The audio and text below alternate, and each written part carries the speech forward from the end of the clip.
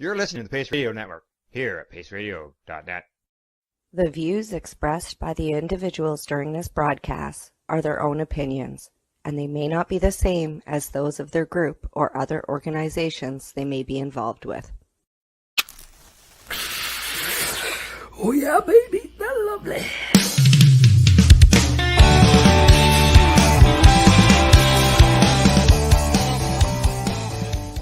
We now wander off the beaten path with an update from the Reefer Reporter. Hello, everybody. Here we are. Nope, I'm not Cindy. I'm Green Irene, and I've got Glenn with me today. Hello, Glenn. How are you? I'm still Glenn. I'm still Glenn. Yeah, I've been filling in a little bit this week. So I think on Monday I played Al. I don't know how much I made of a good Al, but you know what? Now I'm playing Cindy. Cindy's on her way back to Nova Scotia, back to her home area, and she's in transit, so wasn't able to do the show today. So here I am. And we have an amazing lineup, don't we, Glenn? We do. So exciting. How's the weather down in your area? It sucks. It sucks. Absolutely sucks. You know what? It's not raining and it's not snowing, but it's freezing out there. Oh, it's yeah. like 6 or 7 degrees out. You know, it's supposed to be nice still in September. Well, it is. You need to come to Ontario because right now it's a beautiful sunny day out there. And you know, in about another month, I think I'm going to get out of here and head as far south as I possibly can. Not for real, but in my head, I am. I'm hoping. I'm hoping. Yeah. Right. Yeah, I'm not a fan of the cold either. No. Why don't we get on with our stories right away today, Glenn? Because do you know what? We've got quite a bit of information to get through. So I'm going to pop over to them right now. Let me just make sure I can do this whole share screening thing because I've had difficulties with it in the past. So we're going to share the tab of, and we're going to start. Oh, I see how this works. I'm learning. All right, let's share this tab and get to that story. I just want to make sure that we've got it up there. There we go. And add to stream. There we go. All right. So this actually happened in my neighborhood, interestingly enough. 3 were arrested after the Durham Regional Police Services search unlicensed cannabis dispensary in Oshawa. Charges are being laid following another search at an unlicensed cannabis dispensary in Oshawa. Durham police executed a search Tuesday evening at Oshawa. Oshaweed. Oshaweed, it says on King Street West, but I'm sure Oshaweed is the name of the store. I'm assuming. Correct. They arrested the owner of the business as well as 2 other people described as associates. A separate search warrant was executed at a home in Woodbridge. In all, police have seized more than $45,000 in cannabis and cannabis products. Trung Nigan, he's 35 from Woodbridge, has been charged with possession of cannabis for the purpose of selling. There's 3 counts against him, and possession of proceeds obtained by crime, which was over $5,000. Stephen Thompson, who's 40, he's from Oshawa, has been charged with possession of cannabis for the purpose of selling, possession of proceeds obtained by the crime over $5,000 as well, and failure to comply with an undertaking. And Thomas Perez, 21 of Woodbridge, has been charged with obstructing a peace officer and possession of proceeds obtained by crime over $5,000. Oshaweed has been the subject of previous search warrants on July 26th and August 3rd. Anyone with information is asked to call Sergeant Green, and they give you their phone number there. And I don't even know if this is a crime in my mind. Do you know, honestly, Glenn, in my mind as well, I have huge difficulties. I mean, I get it. Everybody else has to play by the rules, and I do. I can appreciate that people have to play by the rules, especially when it comes to business. But just like yourself, you probably know how difficult it is, and the funding that is required to get into the retail sector. So. My only concern with this dispensary operating without legal licensing, if you will, is that what kind of product was being pushed through the door if an unaware or unsuspecting medical patient went in and said, I just want to try, and let's say they got a solvent that wasn't cleaned properly. Yeah. Okay, so that's the only area in which I have any sort of concerns for sure. Let's move on to our next story. Our next story brings us to Alberta. Now, do we have that story up? Let me just see. Nope. Did it come up? It's up on mine. Okay, excellent. Do you know, I think I'm just going to take this tab down here so I can see what's happening. And yeah, I got the story up, but I'm not sharing the screen. So let's try that again. Share. Okay. Honest, my friends, I will get this. I promise. Microsoft tab. And now we are going to share our next story, which is Dosed, I believe. Am I right? StratCan. Alberta has collected more than 176,000. Excellent. Okay, there we go. Let's start sharing that. How's that for sharing? Do we have our screen up now? Let's just make sure. Yes, we do. StreamYard. No, we don't. Why am I not? There we go. All right. Sorry, guys. I will get the hang of this. I promise.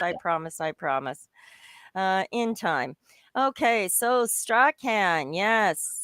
Alberta has collected more than $176,000 in cannabis fines since 2018.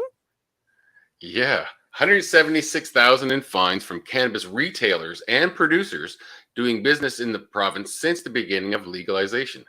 Alberta's cannabis regulator, the Alberta Gaming, Liquor and Cannabis Commission, has issued warnings or fines in more than 50 instances following in-store inspections or monitoring of promotional activities since the first cannabis stores opened in the province on October 2018, issuing a total of $176,817.40 in fines. Wow, that's awfully specific, isn't it? Yeah. AGLC inspectors conduct in-store inspections as well as various marketing campaigns to observe if retailers and producers are complying with a variety of provincial regulations. Now, the most commonly identified issue was retailers failing to check the identification of anyone appearing under the age of 25, which generally results in a fine of $750 or a 3-day license suspension, during which the store cannot be open. There were around 24 such fines issued, and one company opted to take the 3-day suspension. I find that really funny that they took a 3-day suspension, or instead of a $750 fine, that would imply they're making less than $250 a day in that store. Right. It could also just have been a holiday. Oh, that's true too. I never thought of it that way. Hey guys, karma's coming up. Let's take the 3 days. Well, stores also saw much larger fines of around $10,000 for providing cannabis to a minor or failing to comply with Alberta's cannabis advertising or promotions policies. Although most of those fines in the latter category were retailers, the AGLC also found several licensed producers operating within the province have run afoul of the provincial marketing restrictions. In one instance, a retail chain that has locations in and outside of Alberta received a $10,000 fine for social media posts from an influencer they hired to promote their products. The AGLC determined these Instagram posts were not properly age-gated and that the use of the influencer was considered an endorsement. Wow. Wow. Okay. Yeah, and you know what? We'll come back to this, but there are also several instances of companies receiving fines of around $2,500 for not having product cabinets and/or storage rooms locked, sometimes even after being frequently warned by the inspectors. Now, while all provinces have their own approach, Alberta is well known for its strict marketing regulations, and it's the only province that makes these detailed types of inspection results public. Further east in Ontario, conducted 222 unannounced inspections of cannabis stores from 2019 to 2020 and 678 from 20 to 21. Manitoba conducted 389 inspections of cannabis stores in 19 to 20 and 586 in 20 to 21. Now, one of the key thing that I wanted to point out here, let me just come back to us. I'm going to put our screen back into that other tab because I'm having difficulties here switching between them. The regulations for marketing and advertising cannabis are extremely stringent and very, very, very strict. They have been from the very beginning. The very first set of regulations that came down, I don't remember. I've got it in my files somewhere, but for all intent purposes, a reinterpretation of that was thou shall not smell the color number 9. Okay. Just impossible regulations. When I had my cafe open, I actually had a regulation that said your signage cannot invoke an emotion. How's that? It's supposed to invoke an emotion. It's not possible. That's what it's supposed to do. That's what makes people want to come there. Right? And how are you supposed to, as a business person, differentiate your business in a competitive, extremely competitive market if the restrictions are so limited that you can't even identify yourself as different? Yeah. So it's really not fair how these regulations are set. It really just is not. We're going to go to a next story before I get too upset here, Glenn. Our next story, share screen. Let's go here. Sorry, I honestly, guys, I'm trying with this, right? This is the one. I want this one. And this is in your neighborhood. Yes.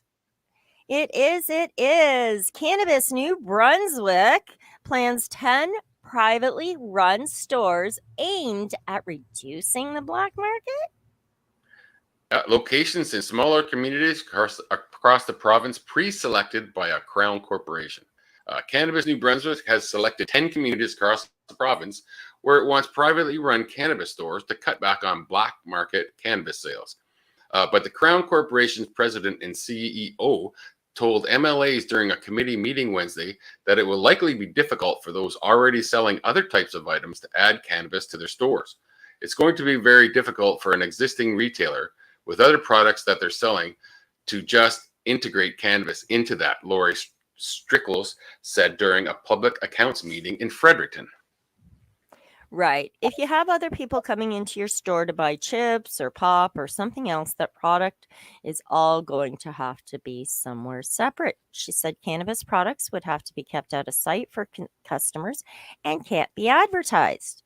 So the move to allow privately run stores represents a shift in the province's approach to selling cannabis after initially making the Crown Corporation the exclusive legal supplier through 20 stores. Sorry. Go ahead. The Progressive Conservative government examined privatizing the entire operation, but opted against that last year.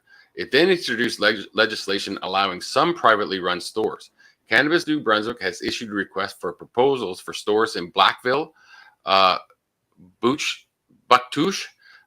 Caracut, Chipman, Dalhousie, Grand Bay Westfield, Hampton, St. Andrews, St. Quentin, and Salisbury. So let me see if I've got this right. So basically, they want to take cannabis and say, I don't know, put it into your retail store here, like your corner local store.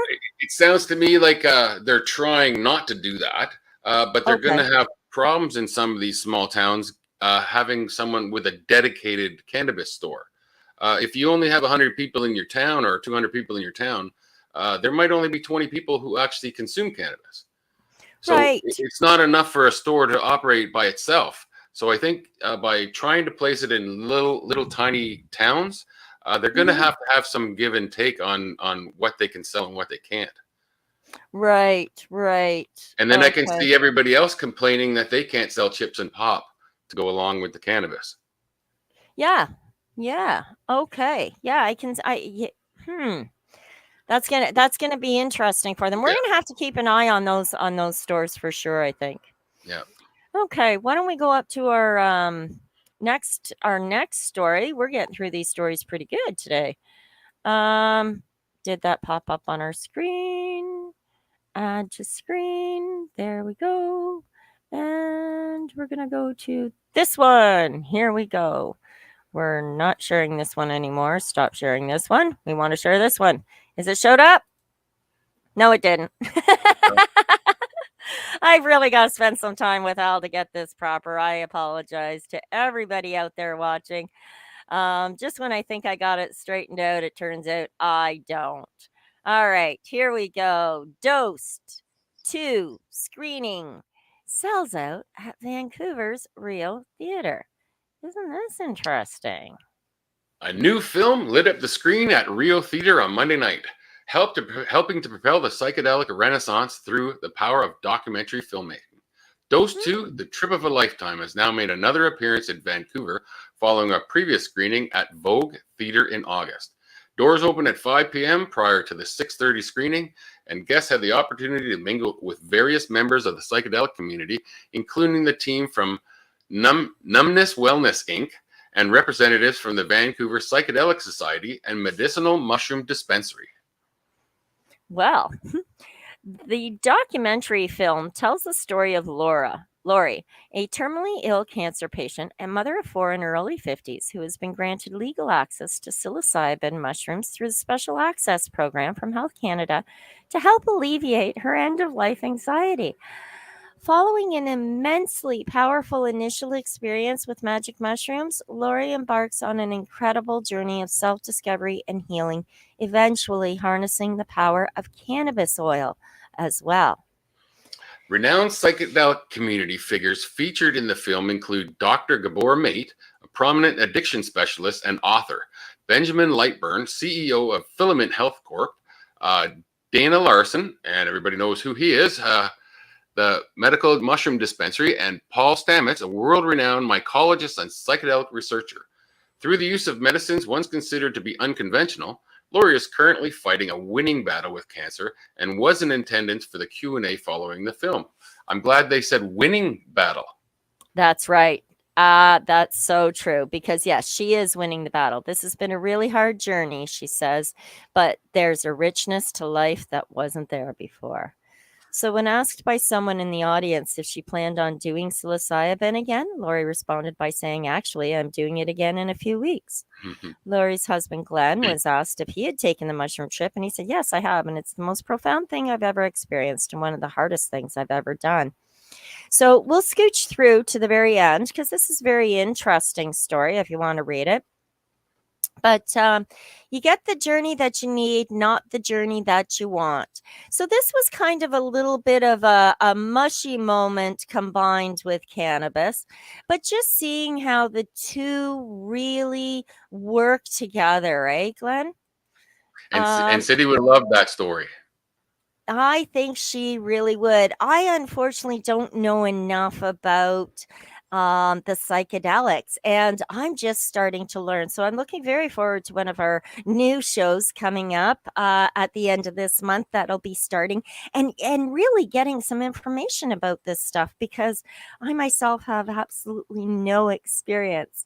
I wasn't one of those kids in my years that did the what's it called, the those paper things that everybody stuck on their Yep. Yeah, Acid. yeah. I never did any of that stuff. I never got into any of that powder stuff. Like I never got into anything.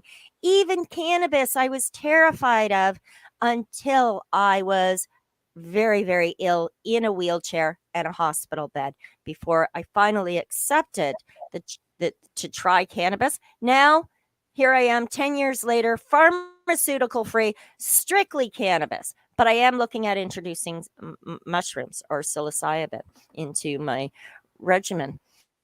I learn So something new every single show that we do about it. it's cool, isn't it? Mhm. It's so informative. There's so much information out there, and it's nice to get real information, not misinformation, right? Yes. Yes. Right. Okay. And I think we have 1, 2, 3, 4, 5. I think we got another story here to get to. So let me get to that screen and we will carry on. This is the one from Dosed, or did we just do that? Screening We cells did that out. one. My apologize. Yes. Oh, we're going MJ. back to we're going back to New Brunswick. Nope. Apparently, I have to take, as I'm done each story, I have to remove the window. So I have to close it down in order to get to the next one. So now we're at Sources Canada, correct? Yep, that's the one. All right. Canada's Cannabis Act review won't launch until after the Queen's funeral. The Canadian government is delaying the launch of the mandatory review of the country's 2018 recreational cannabis law because of the death of Queen Elizabeth II. Sources told MJ Biz Daily. Queen Elizabeth II was Canada's monarch who died September 8th at Balmoral Castle in Scotland. The review has been expected to begin Wednesday in a joint announcement by John Yves Duclos, Canada's Health Minister, and Carolyn Bennett, Minister of Mental Health and Addictions, according to the sources who requested anonymity because they don't have permission to speak on the matter. The launch is now expected to happen after the late monarch's September 19th funeral. Ministers are expected to begin an 18-month review of Prime Minister Trudeau's historic legislation. After the review is completed, a report will be submitted to Parliament. The review was supposed to start by October 2021, 3 years after Canada legalized recreational cannabis. Health Canada has not provided MJ Biz Daily with a timeline for when the review would begin, nor would Canada's Health Department confirm the launch or postponement of the review. Replying to MJ Biz Daily queries, Health Canada spokesperson said that the government is committed to putting it into place a credible, evidence-driven process for the legislative review, which will assess the progress made towards achieving the objectives of the Cannabis Act. Preparations are underway for the launch of the legislative review, the spokesperson said. The Canadian government has taken this stance for almost a year now. As set out in the legislation, the legislative review must study the impact of the act on public health, the spokesperson said. In particular, it must look at the impact on the health and consumption habits of young persons with respect to cannabis use, the impact of cannabis on Indigenous persons and communities, and the impact of the cultivation of cannabis plants in dwelling house. Health Canada's response does not suggest the review will consider meaningful reforms requested by the industry. Canadian industry players previously told MJ Biz Daily they hope to use the review to address issues such as cannabis excise taxes, absolutely, edibles potency limits, thankfully, government regulatory fees, there's an idea, marketing and advertising restrictions, woohoo, there's a great plan. So yeah, okay, it needs to be looked at. Canada's largest cannabis producers have lost upward of 16 billion Canadian dollars, largely because of business decisions such as massive overproduction leading to mass destruction of cannabis. What a waste. Oh, it's sickening. Since 2018, almost 900 million grams, roughly 900 tons of unpackaged dried cannabis has been destroyed by licensed producers because of overproduction and quality issues, a weight approximately equal to 650 Toyota Prius cars. In June, the Canadian federal government updated its forward regulatory plan through 2024, which lays out several regulatory changes for the cannabis industry that Health Canada aims to propose or finalize in the next 2 years. Those details have been previously announced. Right. The previously announced changes to cannabis beverage possession limits will not be ready before this fall, according to Health Canada. The Canadian industry has been hoping to capitalize on those alterations since the summer. You know, here's the bottom line, Glenn. I don't know how you feel about all this, but, you know, I recognize that, yes, we do have to have limits. You know, there's different tolerances for different people. But what this story really, I want to cry. There are so many people. I mean, you take a look at the cannabis substitution programs coast to coast. They could have very easily and utilized that product that could not go out to retail and infused it into meals for the hungry, for the homeless, for those that have been giving up whatever drugs and are turning to cannabis as a support aid. I can't help it. I want to cry. It makes me so sad. So yes, we definitely need some changes. 100%. Yes, a lot of 100. I'm counting my stories up top. 1, 2, 3, 4, 5. Do you know what? Instead of crying, I think we should take a med break. I'm going to go to commercial break. And when we get back, I will be in a happier mood. How's that sound? Sounds great. We'll see you on the other side. All right, Glenn. Thanks. You're listening to the Pace Radio Network here at paceradio.net. A doctor's job is to relieve your pains. And when it comes to growing cannabis, the biggest pain is trimming. Let Dr. Buck Cannabis Trimming Solutions take the pain away. Whether you're a home grower or a commercial operation, we have the cure. From 4 plants to 400 plants, garden size doesn't matter. Dr. Buck Cannabis Trimming Solutions comes to you with years of experience and professional discreet service. It's simple. We trim your weed and we do a damn good job. Visit drbuckcts.com to book your trimming. At Legacy 420, we believe in being different. Experience the difference of quality control. Our labs provide tested formulations for all of our products. Experience the difference in trust. Our customers can trust that we are following up-to-date COVID precautions for their safety. Experience the difference in accessibility. We're open 7 days a week. Please visit our website, legacy420.com, or contact us for curbside pickup as well as nationwide mail order shipping. Legacy 420 values overall wellness. Come and experience the difference of Legacy 420.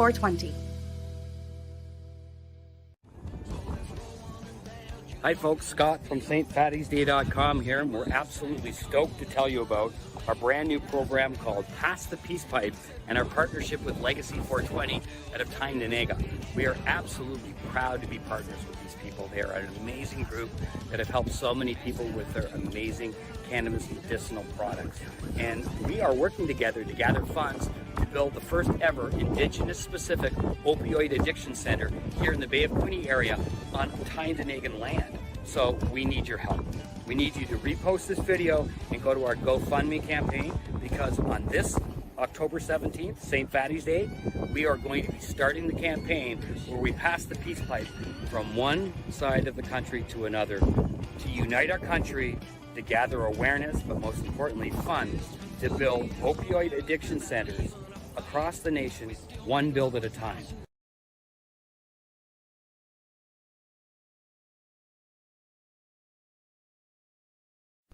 In February of 2022, the Victoria Cannabis Buyers Club and Ted Smith were fined $6.5 million.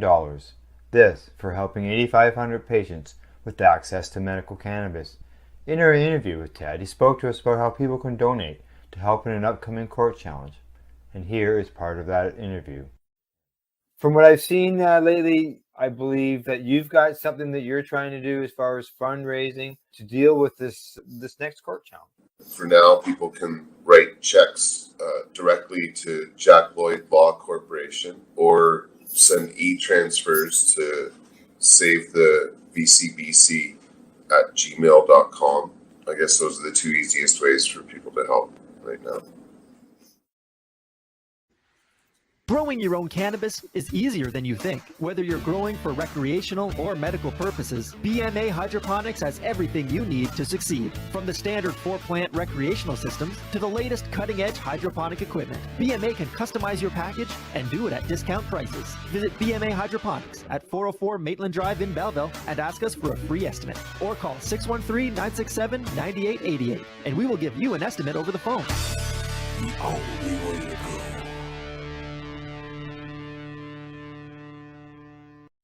We are people advocating cannabis education here at paceradio.net. And we're back. How was that for a break? It was fast. It was really quick, eh? But you know what? I am so happy. I have, since Karma Cup, my new Shatterizer bubbler. Oh, look at that. Yes, I'm going to be doing a product reveal. This new bubbler is amazing. So a new product reveal is coming up on the site, probably on THC Talk Time on Tuesday. But let's get on with today's show, shall we? Our next story is quite interesting. And let's see if I can actually do it properly this time. I think I have them lined up properly, so we should be good. All right. So here we go. A large amount of cannabis was found hung out to dry at an illegal grow. And 5 individuals were detained, identified, interviewed, and released following Oregon State Patrol's discovery of growing, drying, and processed cannabis. Oregon State Police bet that a suspected cannabis grow in Jackson County was illegal, paid off big when officers discovered thousands of cannabis plants, mature plants hanging to dry, and hundreds of kilograms of processed bud.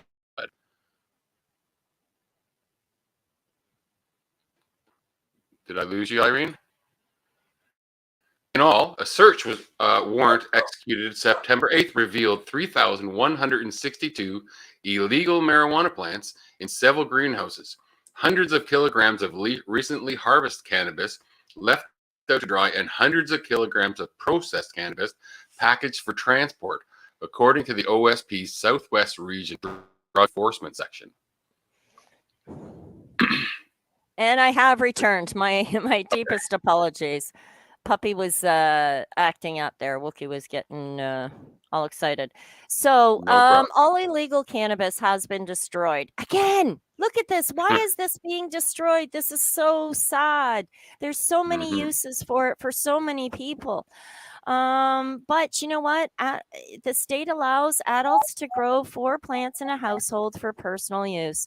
And while 5 people were initially detained and later released, no word yet on whether or not related charges have been laid.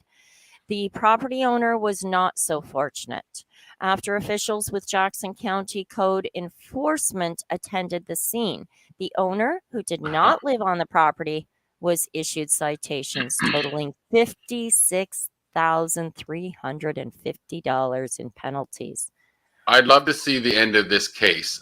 If the owner had no idea what was going on the property, he rented it out. Why would he be liable for this? I don't understand that. Right. It doesn't make sense. Really if he knew what was going on, that might be a different story. But I don't think it should be illegal anyway. But you know. Yeah, how it's gonna play out in court is gonna be very interesting, and I'm pretty sure we will be following this story. I suspect. I hope. Yeah, among other the violations related to 19 unapproved greenhouses and structures. There was solid waste. There was failure to maintain cannabis production approval. There was camping within the grow site. There was temporary fencing within.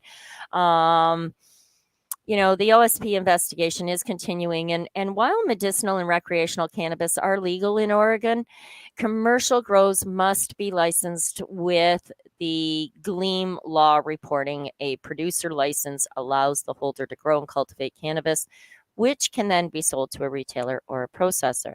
cultivators must also obtain any necessary local permits. So basically, these guys started a compound growing their own, and it shouldn't have been illegal, but it was. And yeah, and now everybody's in trouble, and there's a big tangled web that's going to be going into court, and some judge is going to be sitting behind a desk going, "Oh God, why do I have to deal with this?" Yep. Yeah. Waste of time. All a waste of time. Yeah, and it's a huge waste of taxpayers' dollars. It really is, right? And it's sad because again, there's so many patients out there, who cannot grow their own. They're not physically capable of it for whatever reason, whether it's environmental or physical challenges. And B, there's just so many people that could benefit. And we're not. I'm sure this comes down to a tax issue. That's what it is. They want their money. They want it now. Right. All right. Let's move on to our next story, which is going to be an interesting story, I believe. This is the story I thought we were getting to, but this is it says marijuana, but I'm going to call it cannabis. Small cannabis growers could sell directly to consumers across state lines under the new congressional bill.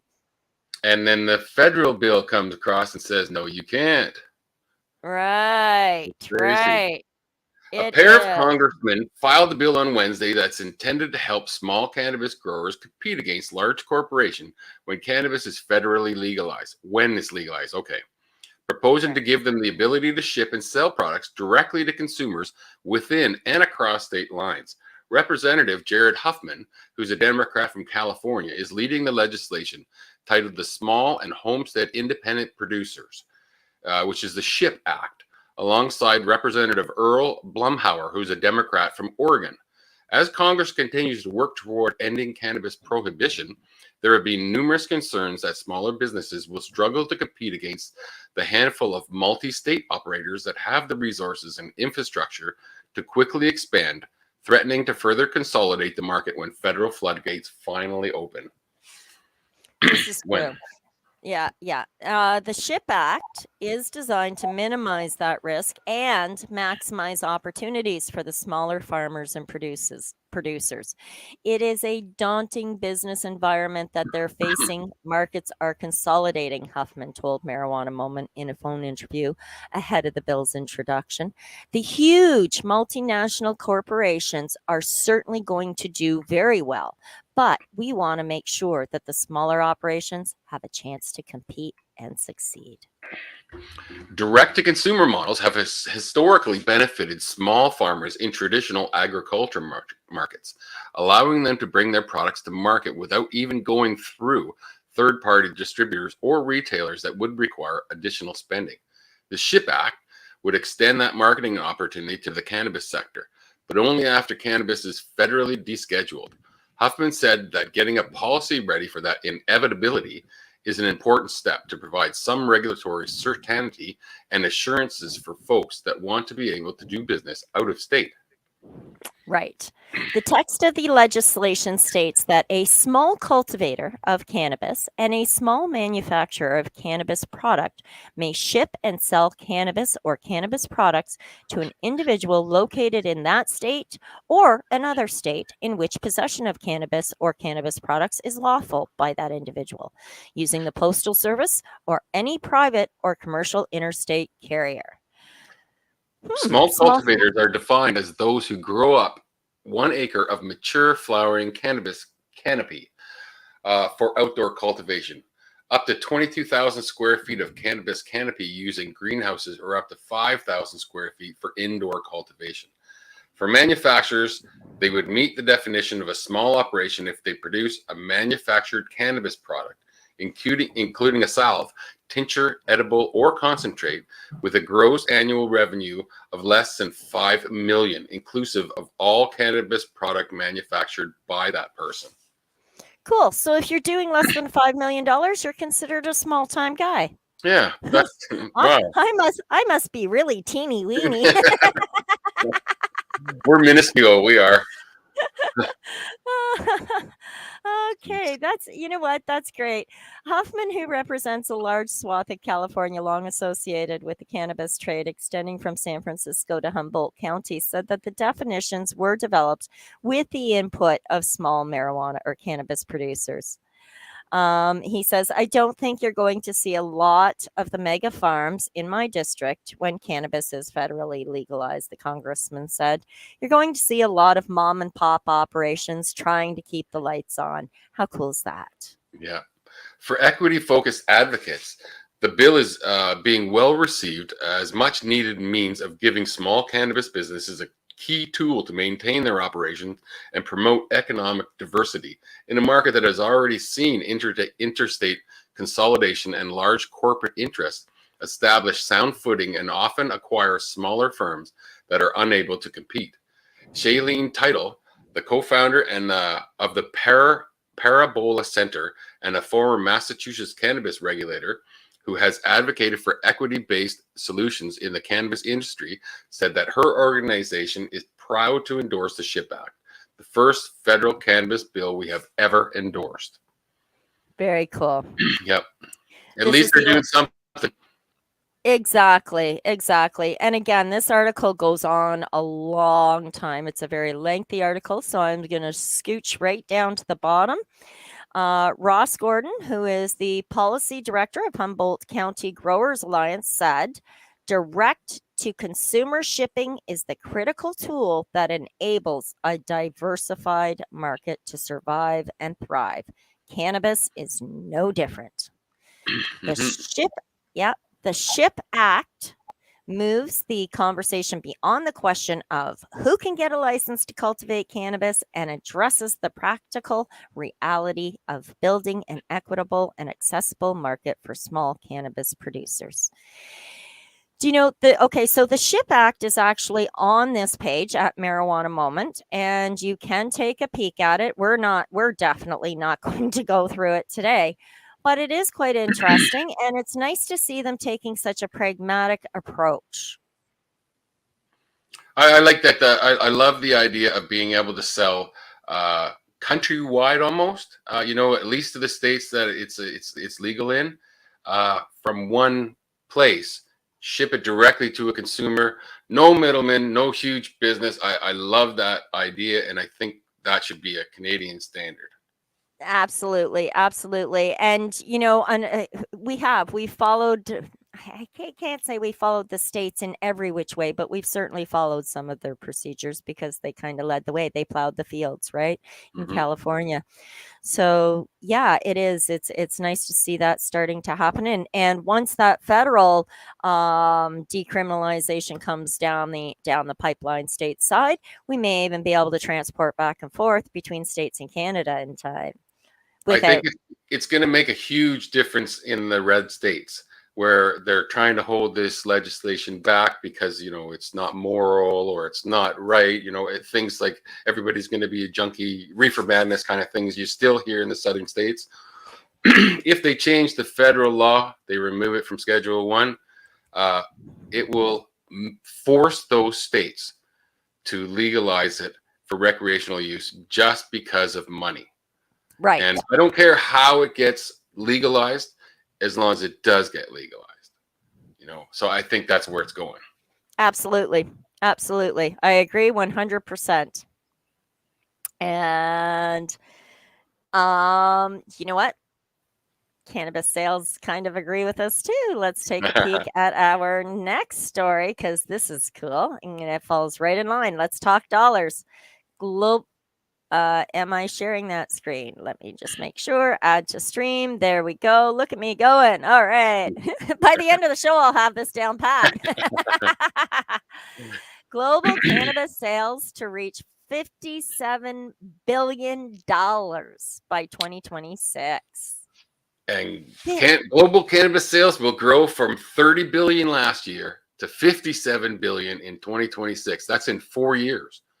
According to a new update of the analytics from BDSA. On Tuesday, a new cannabis market forecast update was released by the firm, and it covers a 5-year global forecast by country, state, province, channel, and category. The update estimates a compound annual growth rate of around 13%. It estimates that in the United States solely, cannabis sales will jump from US $25 billion in 2021 to $42 billion in 2026, which makes up 75% of global sales. 75%. Wow.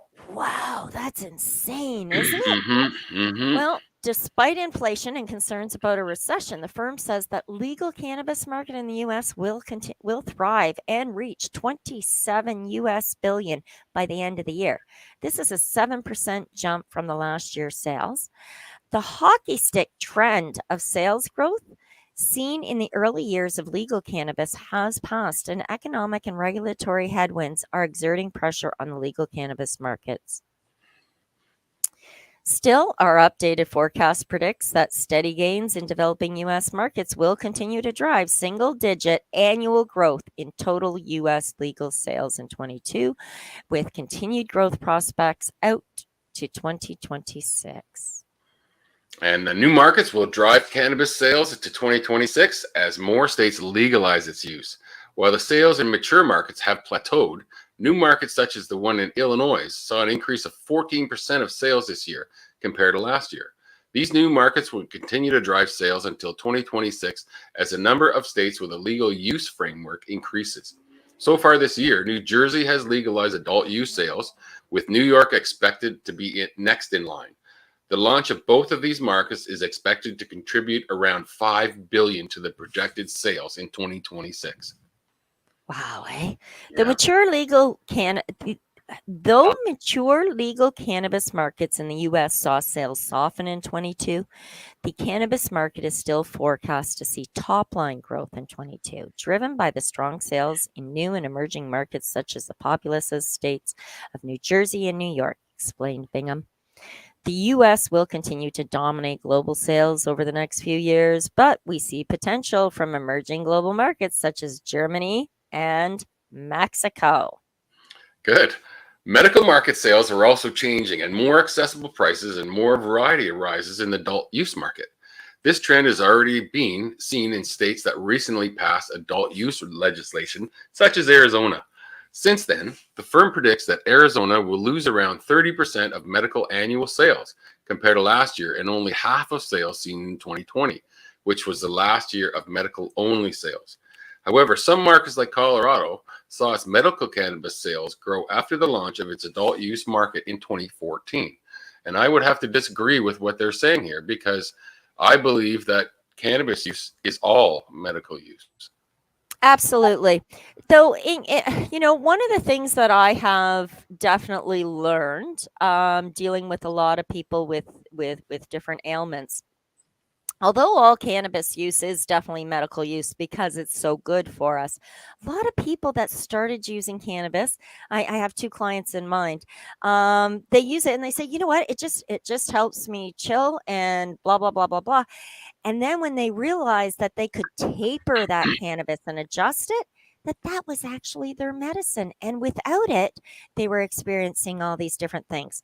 So previously, they had thought they were recreational users. Now they realize that by consuming it with intention, so very specific timing, very specific methods of consumption, very specific strains, they are able to become pharma-free. I think if it relaxes you, if it makes you smile, if it makes you calm, it's medicine, period. Yes. Well, meditation is amazing for the body, right? And cannabis really helps us to meditate, even if we don't do the sort of thing, right? We really do go into that zone, and that's an excellent opportunity for our brains to recharge and regenerate. It gives our hippocampus or hypothalamus a chance to wipe off that whiteboard and make room for new information coming in. So yeah, it's absolutely medicinal in every which way. We agree. All right. Now, you know what? We're not the only ones that agree. We got some down-home boys there that are about to get into the business. So let's share this next story, which is kind of exciting. Microsoft Edge tab, and we're going to talk about some country boys. From country to cannabis, classic country stars promote new cannabis line in Morgantown. And Morgantown, West Virginia. David and Howard Bellamy, more commonly known as the Bellamy brothers, were in Morgantown on Wednesday to promote their new line of cannabis products in partnership with medical cannabis company Trulieve.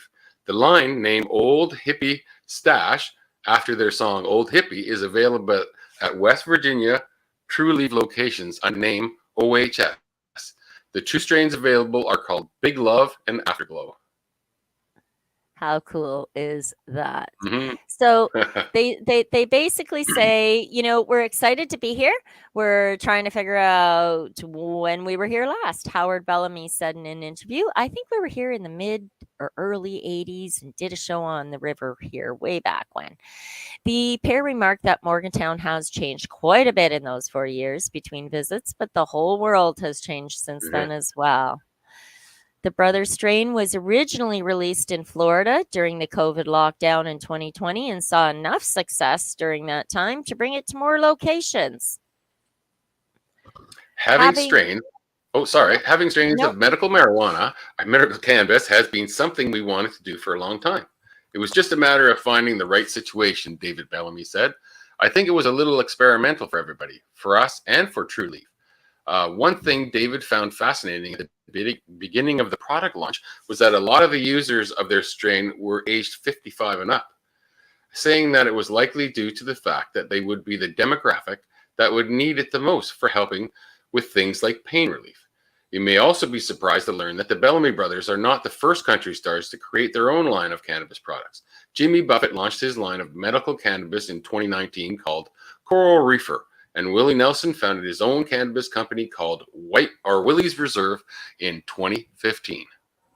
Yeah, the brothers said they're glad to be working with medical cannabis companies like Trulieve so that they can provide alternatives to opiates and treatment options for individuals they know with Parkinson's disease or PTSD. And let's face it, cannabis is an amazing tool for dealing with those conditions, right? Yeah. In our hometown this week, we had a friend of ours, young son, OD on fentanyl. And you know, it's an epidemic out there. The opiates are everywhere, said Howard. Howard went on to say that they feel they are disproving certain stigmas around cannabis usage, like how cannabis users are lazy. We've been doing this for 46 years now. We've toured 72 countries. We're still at it. We're still doing 150 shows a year. Yeah, I mean, cannabis is hard. It's hard to say that cannabis consumers are lazy, right? Imagine Willie Nelson's lazy. The guy's still playing it all the time. Oh my gosh, right? So yeah, we're not spring chickens anymore is ultimately what he says, but the old hippie stash can still be found at University Town Center and Celebration Plaza. Trulieve locations to those with a medical cannabis card. Very cool. So these guys are, you know, everybody's getting in on it. It really is the green rush of this decade, isn't it? Well, I think they've started to remove the stigma from it, so it's not as frightening, especially for like country stars. There's a lot of Southern people who listen to country, and a lot of Southern people are very conservative, and they're not into the cannabis as we are. You know what I'm saying? It's hard for me to enunciate that, but for country stars like these guys to come out and start promoting cannabis it's a big turnaround for everything, I think. Absolutely. You know, the Bible Belt area, and that's what I refer to it, that whole, you know, I call it the Bible Belt area, is a very puritanical, strict environment with a long history of do's and don'ts. So these guys are making a huge step, standing up and helping to remove some of that archaic attitude. For sure. And yes, the more people with influence in that capacity, the more successful, the more likely cannabis is just going to become as common as tomatoes at the farmer's booth. That's the day I'm waiting for. There you go. And guess what, Glenn? It is...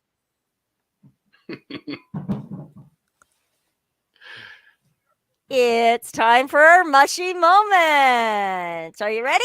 I am. All right, here we go. I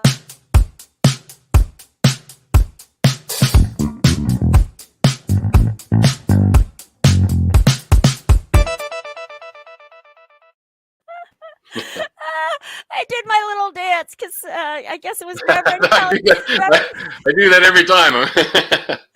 Reverend Kelly says to me, she says, "Oh, I do the little dance." And I went, "Oh, I got to try that." And I did. It was cool. It really gets you into the moment. I didn't know we were supposed to use our fingers. Well, I didn't either, but you know what? I couldn't get the whole John Travolta thing happening. So, yeah. All right. Here we go. Mushy moment. All right. Share screen. I want that tab. This is a cool story. Let's just go back here and whoops. I want that one. I want that one. And I want to add it to the stream. There we go. All right. So Health Canada provides a no objection letter for ATMA's N500 Phase 2 clinical trial application, paving the way for the largest psilocybin trial to date. The trial will assess psilocybin efficacy in frontline healthcare professionals suffering from COVID-19 related mental wellness challenges. Calgary, Alberta, September 14th. An Alberta-based company focused on the international delivery of innovative psychedelic-assisted therapy solutions announced today that it has received approval from Health Canada to move forward with an N500 Phase 2 psilocybin clinical trial. This trial is aimed at studying the potential relief of COVID-19 associated mental health concerns in frontline healthcare providers, as well as documenting healthcare providers' firsthand evaluation of the potential effectiveness of psilocybin psychotherapy in application. And I'm thinking a lot of these healthcare workers are suffering from PTSD. Oh, absolutely. To a large degree, they certainly are. My yeah, I have a little bit of concern about this, and we will come back to it. But mostly, my concern is going into the healthcare. So it is definitely these people. Well, maybe the article will tell us. Hold on. Health Canada has started the path forward for psychedelic medicine is through clinical trials. Scientific Officer Dr. Michael Blau. ATMA's clinical trial platform aims to provide policymakers with the real-world data they require to make informed decisions regarding the future of psychedelic medicine in Canada. Indeed, with a positive outcomes of clinical trials being published in top-tier medical journals such as the New England Journal of Medicine and Lancet, psilocybin-assisted therapy may soon be on the horizon. However, more work is still required to determine the protocols for effectively and safely transitioning psilocybin into a real-world clinical setting. So they didn't say what I was hoping they were going to say. They're offering the psilocybin psychotherapy in application. Are they offering any or other or additional adjunct services such as cognitive behavioral therapy, timeline regression therapy? All of these things in combination with psilocybin can transform that condition literally with ease and effortlessly. So I wonder if they're offering anything in addition to the mushrooms, or are they just saying take these mushrooms every day and see what happens? I have no idea. This is all new to me, all of this. Right. You too, eh? You too, eh? Yeah, I mean, I tried mushrooms the last time I was probably 30 years old. I'm 58 now. So it was a long time ago, and there was nothing clinical about any of it. Right. Okay, I hear you. You did one of those. What have I heard them call? Hero doses, where you go on a trip or something. I don't know what kind of a dose it was. I had a great time. I'm not complaining about it. Nothing was clinical about it. Okay, gotcha. It was just, me and some friends, right? Right. Eating mushrooms that we knew nothing about. No, fair enough. This is all new to me, and I'm learning incredible things every time. After approval at ATMA's Phase 1 safety trial, conversations began on the objectives of a more substantial phase 2 trial. We spent a significant amount of time discussing which demographics might benefit from psilocybin therapy, states Dr. Blau. We unanimously decided that the pandemic has tremendously impacted frontline healthcare providers, and as such, they should be our first foray into testing the efficacy of psilocybin in treating mental health concerns. While enduring the pandemic has been difficult for all Canadians, healthcare providers have had the unique challenge of helping patients cope with both the direct and indirect physical and psychological burdens of COVID-19. The primary objective of this phase 2 trial is to assess the capacity of psilocybin to improve the overall mental health of frontline healthcare providers using a variety of self-administered assessments, including the Quick Inventory Depression Symptomology Self-Report, which is a 16-item generalized anxiety disorder, 7-item, and the Burnout Assessment Tool. Wow. Healthcare providers will assess their levels of anxiety, depression, and occupational burnout before and after the consumption of 25 milligrams of psilocybin under the guidance of licensed medical practitioners. The outcome of the objective will provide real-world data as to the effectiveness of psilocybin in a clinical setting. As a secondary exploratory objective, participants will complete an assessment of their psilocybin experience to inform the potential utility of psilocybin as a therapeutic tool from the perspective of healthcare of a healthcare provider. And it sounds so far like they're not providing them any additional services. Do you know what? And as I'm listening to this article, that may be a brilliant idea, because we can see just how far just the psilocybin goes, like what kind of difference just that effort makes.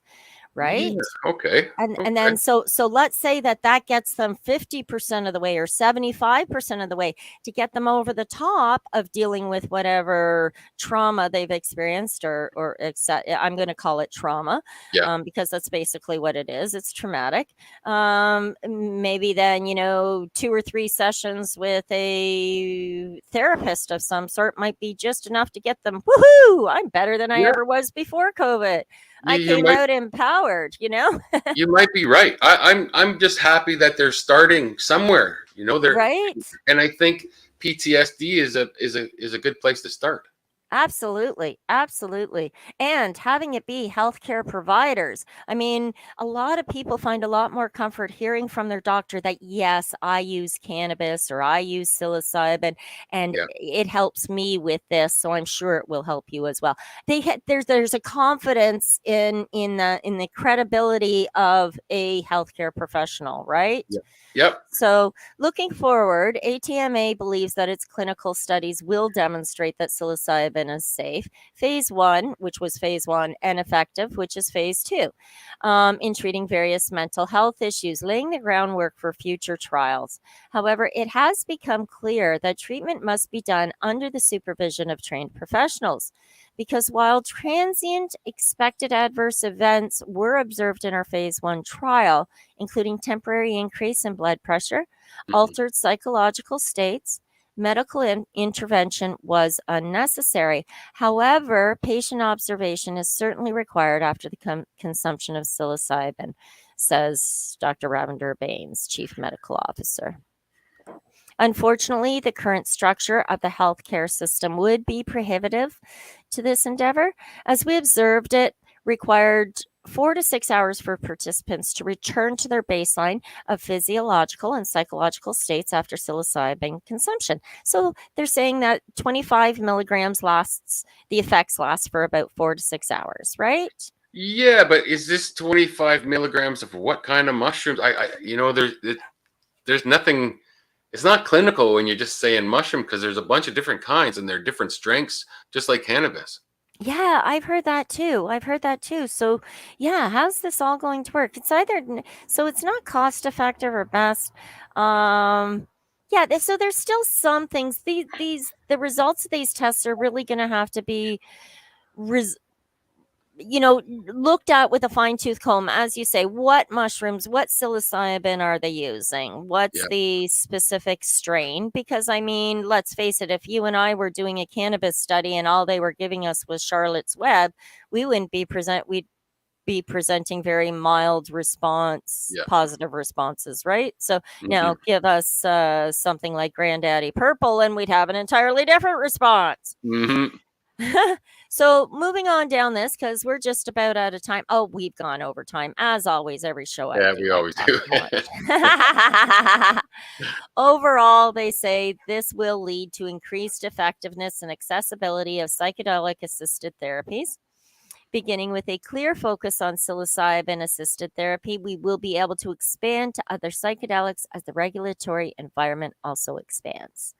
ATMA provides a clear, guided path for healthcare professionals and clinics to build psychedelic-assisted therapies into their current practices. Very, very, very interesting. It's a whole new world out there. It is a brave new world. You know, in grade 6, I read that book by Aldous Huxley. I read it again in grade 8, and by grade 9, it was my most favorite story on the planet, and I've probably read it 100 or more times since. That book is still my favorite book. It's been my favorite book since I was probably 7 years old, 8 years old when the first time I read it. And I bought a copy of it not 2 years ago and read it again. Fantastic.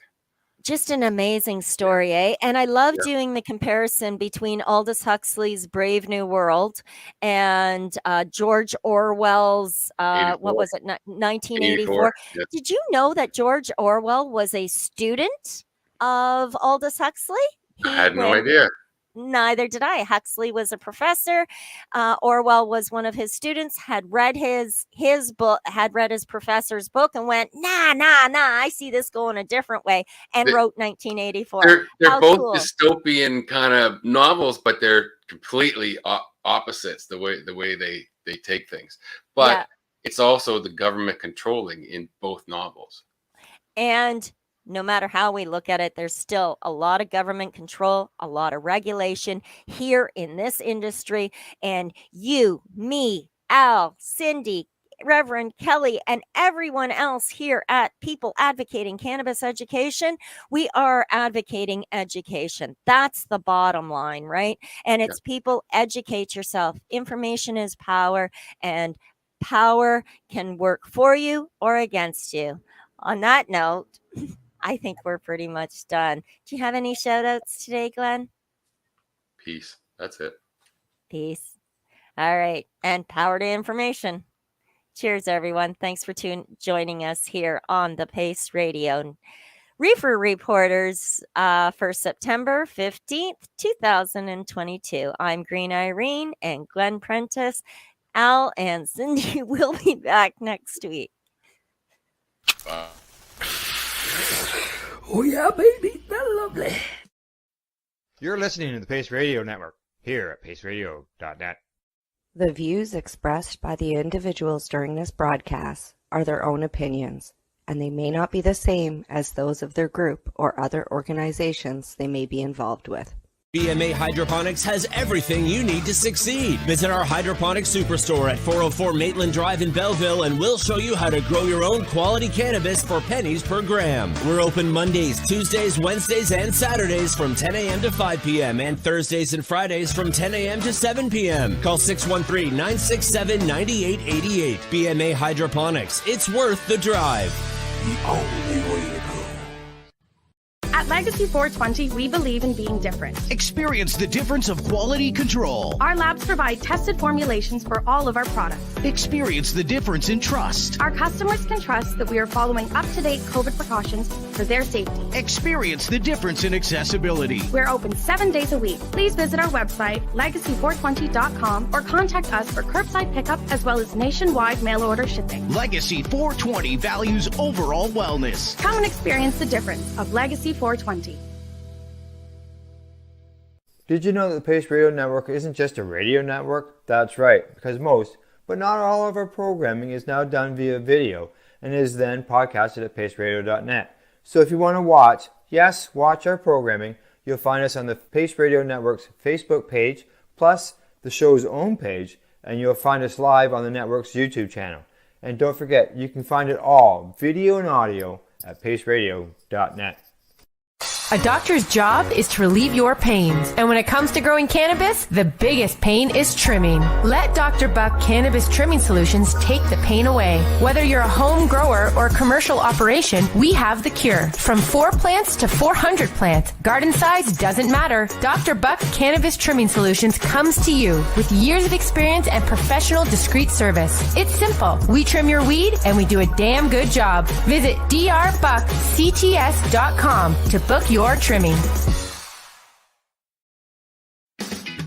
Enjoy the buzz of legalization with Campbellford Lifestyle Shop. From lights to plant nutrients, books, consumption accessories, and more. We've got all your basics to grow or consume cannabis. Visit our info center or take a look at our piercing services and body jewelry, now available in-store through Campbellford Lifestyle Shop. 17 Bridge Street West, Campbellford.